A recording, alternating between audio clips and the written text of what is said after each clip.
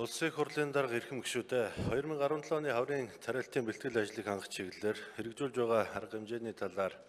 засгийн газрын энэ удаагийн мэдээллийг өөрчилсөн байдлаар бэлтгэн та бүхэндээ хүргүүлсэн.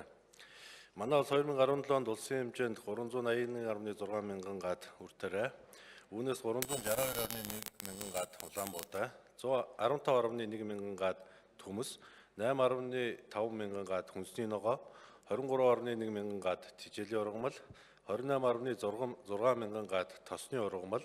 мянган гад Жимс жимсгэн нийтдээ 458 мянган гад талбайд тариалт хийж 498.5 мянган тонн үр тариа, үүнээс 477.6 мянган тонн Улаанбуудаа, 166.5 мянган тонн Төмөс, 102.1 мянган тонн Хүнсний ногоо, 46.4 мянган тонн малын тижээл, 22.8 мянган тонн тосны ургамал, 4 мянган тонн жимс жимсгэн тус хураан авахаар зорилтыг дэвшүүлээд ажиллаж байна. Энэхүү зорилтын хүрээнд үр тариа, тосны ургамлын болон тижээл ургамлын тариалтыг 14 аймгийн 1360 гаруй аж ахуй нэгж иргэн, Төмс Хүнсний ногоо жимс жимсгний тариалтыг 468 аж ахуй нэгж хоршоо, 35 мянган өрхийн хэмжээнд тариалахаар дор бүрнээ бэлтгэл ажлаа хангаж байна. Засгийн газраас 2016 онд баталсан газар тариалангийн үйлдвэрлэлийг тогтворжуулах богино хугацааны хөтөлбөрийн хүрээнд газар тариалангийн үйлдвэрлэлийг хэвийн үргэлжлүүлэн 2017 онд төлөвлөсөн хэмжээнд тариалт хийж хураан хургацын хэмжээг нэмэгдүүлэхэд анхааран ажиллаж байгаа бөгөөд энэ нь газар тариалангийн үйлдвэрлэлийг тогтворжуулах, тогтвортой өсөлтийг бий болгох чухал ач холбогдолтой гэж үзэж байгаамаа. Мөн тариалангийн тухай хууль, таримл ургамлын үр сортын тухай хууль, ургамал хамгааллын тухай хууль, үр тариалангийн даатгалын тухай хууль болон Монгол Улсын тогтвортой хөгжлийн үзэл баримтлал 2030, засгийн газрын 2016-аас 2020 оны үйл ажиллагааны хөтөлбөрт тусгагдсан тариалангийн талаарх зорилтыг хэрэгжүүлэх арга хэмжээг шат дараатаагаар зохион байгуулж байна. Тухайлбал үндэсний аяны өрнүүлэх тухай засгийн газрын 2016 оны 12 дугаар сарын 28-ны өдрийн 212 дугаар тогтоолын дагуу Атрын 3 дугаар аяныг үргэлжлүүлэхээр тогтож, уг ажлыг зохион байгуулах талаар тодорхой шийдвэр гарган ажиллаж байна. Хүнс үдэ аж ахуй хөнгөн үйлдвэрийн яам нийтдээ 22 аймаг, нийслэлийн 6 дүүргийн 500 гаруй тариаланчид, ногоочид, тариалангийн салбарын удирдах ажилтан мэрэгчлэнүүдийг оролцуулсан улсын зөвлөгөөнийг 2017 оны 4-р сарын 14-ний өдөр зохион байгуулж, энэ оны хаврын тариалтын талаарх бодлого, технологиод тариалан эрхлэгчдтэй зөвлөлдөн тэдний саналыг сонсож бэлтгэл ажилдаа анхааран ажиллаж байна. Мөн энэхүү зөвлөгөөнд оролцогчдод дулааны удирдлагын цаг агаарын төлөв байдал, таримл ургамал тариалах технологи зэрэг эрдэм шинжилгээ судалгааны байгууллага, ус цагуурын хүрээлэнгүүдийн зөвлөмжүүдийг танилцуулсан болно.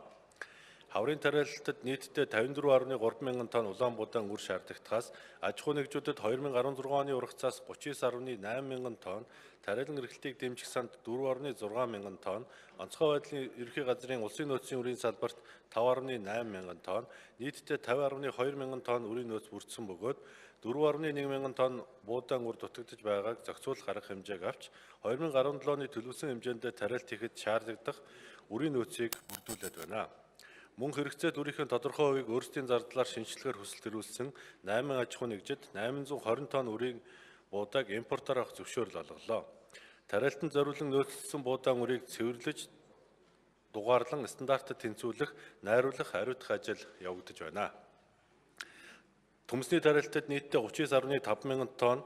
үрийн хэрэгцээ байгаа бөгөөд аж ахуй нэгж хоршоо иргэд хэрэгцээ түрээ бүрэн нөөцлсөн мэдээ байна.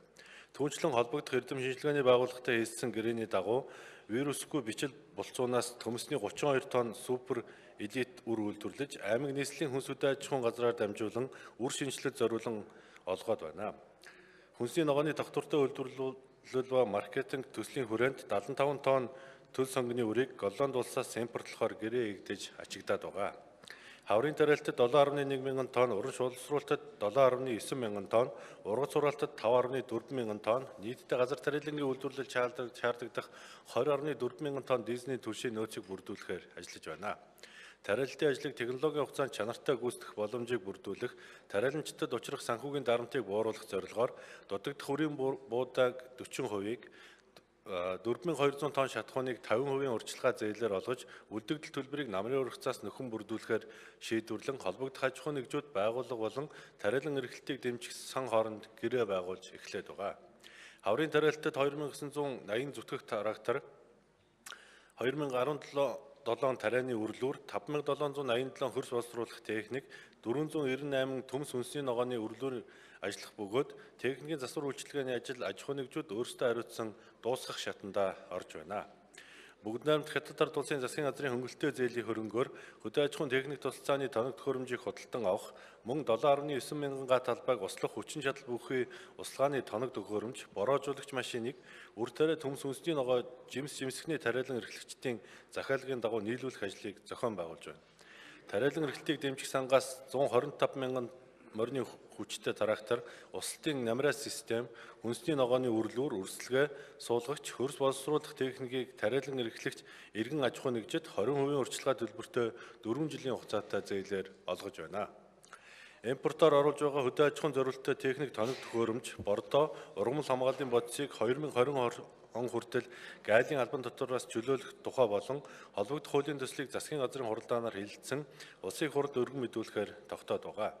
Энэхүү арга хэмжээг авснаар газар тариалангийн салбарыг сэргээж тогтвортой өсөлт бий болгох, тариаланчид үйлдвэрлэгчдийн эдийн засгийн чадварыг сайжруулах, хөдөлмөр эрхлэлтийг тууштай дэмжих, иргэдийг эрүүл аюулгүй хоол хүнсээр хангахад томоохон дэмжлэг болно гэж үзэж байгаамаа. Улсын хэмжээнд төмс үндэсний ногооны зориулттай 197.5 мянган тонны багтаамжтай 9700 гаруй зойр ашиглаж байгаа нь хүн амын хэрэгцээг бүрэн хангах зорилтод ургацын 56%-ийг хадгалах боломжтой юм а.